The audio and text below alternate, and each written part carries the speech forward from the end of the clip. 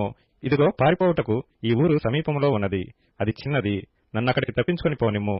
అది చిన్నది కదా, నేను బ్రతుకుదునని చెప్పినప్పుడు ఆయన, ఇదిగో నీవు చెప్పిన ఈ ఊరు నాశనము చేయను. ఈ విషయంలో నీ మనవి అంగీకరించితిని. నీవు త్వరపడి అక్కడికి తప్పించుకొని పొమ్ము. నీవక్కడ చేరు వరకు నేనేమీ చేయలేననెను. అందుచేత ఆ ఊరికి సోయరు అను పేరు పెట్టబడెను.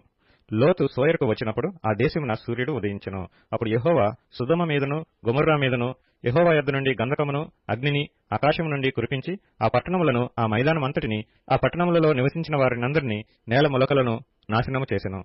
అయితే లోతు భార్య అతని వెనుక నుండి తిరిగి చూచి ఉప్పు స్తంభమాయెను. తెల్లవారినప్పుడు అబ్రాహాము లేచి తాను యెహోవా సన్నిధిని నిలిచిన చోటికి వచ్చి సొదొమ గొమొర్రాల తట్టును ఆ మైదానపు ప్రదేశము యావత్తును చూడగా, అదిగో ఆ ప్రదేశపు పొగ ఆవమ్ము పొగవలే లేచుచుండెను. దేవుడు ఆ మైదానపు పట్టణములను పాడు చేసినప్పుడు, దేవుడు అబ్రాహామును జ్ఞాపకం చేసుకుని లోతు కాపురమున్న పట్టణములను నాశనము చేసినప్పుడు